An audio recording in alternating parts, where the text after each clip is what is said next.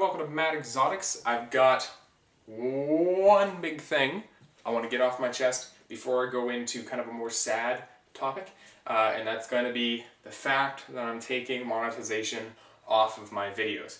I'm doing this for a very specific reason. I'm doing this for the same reason why when I start binge watching things on YouTube, because that's what every college kid who's supposed to be studying for exams does, I often get kind of annoyed because I'm constantly being interrupted by ads, or I've got those stupid little ads on the bottom, and sometimes I watch things that have subtitles on them, and I can't see the subtitles unless I move my arm, which I'm laying on like this, unless I move my arm to get it and click off. And I don't want to use ad blocker or anything like that because I feel bad because I'm not supporting the people who I watch. So what I want to do is just take off all monetization off my videos so that you guys can have unlimited and unpestered, is that a word? Access to my videos. Now, onto a more sad topic. You guys remember the Enchi male ball python that I got from LLL Reptile, right up here. And you guys are probably going to say, but Morgan, this is a huge clickbait thing. Yes, it is. I'm not necessarily saying that LLL Reptile, I'm not saying at all actually, that LLL Reptile is a bad place to get reptiles. I've ordered countless crested geckos from them. I've ordered a bearded dragon from them. I almost said countless bearded dragons, but I've only ordered one. I've ordered a lot of snakes from them, and never had any issues. This one snake, however, ended up passing away on me about 2 weeks, week and a half, 2 weeks after I got him, which is not, for a snake to die in like 2 weeks of ownership, that's not the actual owner's fault. Do you know what I mean? Because he didn't eat in those 2 weeks, and that's perfectly fine. His temperatures were correct. He had water all the time. That is what really matters when it comes to ball pythons, because males, when it comes into the breeding season, they start to smell the females or whatever, they'll stop eating. They'll go completely off food. I had a male ball python go for 6 months without eating, and he lost 20 grams, I want to say. He was a good snake. I really did like that snake. Pinstripe adult male. I got him from BHB Reptiles. So I freaked out because he only passed away about a day after I took him out of my prized female. She's just a normal ball python, but she's my oldest ball python, the one I've had the longest, Sunny. And so I was freaking out, man. Like, I was really panicking. And I thought, shoot, this is the end for Sunny. Because I thought that maybe he had a communicable disease. And I was distraught. So I took him over to the vet college, and as they were doing the autopsy or whatever, I came back, stayed up all night, and then, well, not all night, then got up really early the next day, kept scrubbing out tubs all that entire time to get them nice and clean, make sure that nothing could spread, and even cleaned out the bearded dragons, even though it probably wasn't a real possibility that it would be able to spread to them. But I was completely freaking out, like you have no idea. And I got the results back from the autopsy, and it turns out that it looks like he had severe gout. Actually, he did have severe gout, which is basically just a uric acid buildup on his bones and on his organs. So I feel incredibly bad for this animal because I hate when any animal's in pain, and especially when it's my own animal. I really don't like that because I feel almost responsible for it.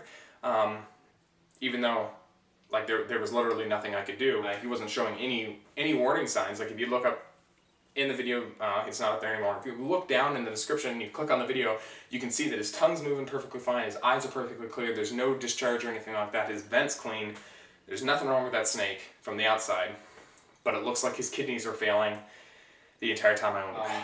So I felt responsible for it, but after learning that he had gout, and it had been persisting for a long time to get to that extent. And what they figured now is that it's kidney related. I don't know, it kind of took me by surprise. I know that LLL Reptile would not sell animals that are sick. I know they wouldn't do that because I bought from them several times before, and I've never had a complaint before.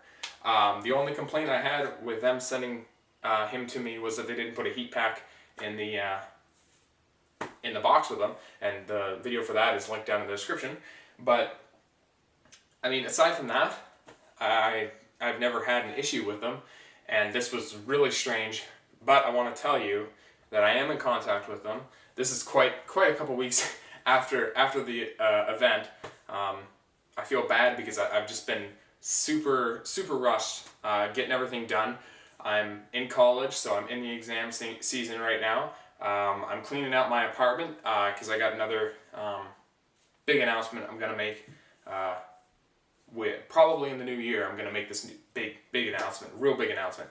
And so right now, I'm just focusing on basically getting everything clean and getting everything. It's not like it's filthy, but I'm getting everything clean and making sure everything is paired correctly, making sure all the mamas are doing okay, and making sure my Savannah monitor and my blue tongue skink are eating like kings. I'm really priding myself on how well I'm feeding this Savannah monitor because he's growing like a friggin' weed. I'm not gonna pull him out because he's just woken up and he's really grouchy when he first wakes up. First time and only time I've ever been bitten by the Savannah monitor is when I picked him up when he was half asleep, and he looked around for a second and then turned around and just grabbed hold of my finger. And oh yeah, I'll show you that. Look at the battle scars. Yeah, big huge Savannah. No, there's nothing. It's a Savannah monitor bite from a little baby. The blue tongue skink's doing good. The Woma pythons are doing great. Tiffany has got follicles developing. All the beardies are doing great. All the ball tongue skinks is what I was about to call them. All the ball pythons are doing great. All the ball pythons are doing great. All the hog noses are asleep. It's almost December, my favorite month of the entire year because I love Christmas. I'm a big kid. I love Christmas. It's not even for getting presents. It's just the feeling, man. I love the feeling of Christmas. Who couldn't love the feeling of Christmas? I mean, like, everybody, if you take it in its purest sense and you just look at the season for what it's supposed to be, it's just the best season in the entire world. People are supposed to be charitable, they're supposed to be thankful, they're supposed to be being active in their communities, and whether you believe it or not, Christmas Story, it's a great story. Since December is my favorite time of the year,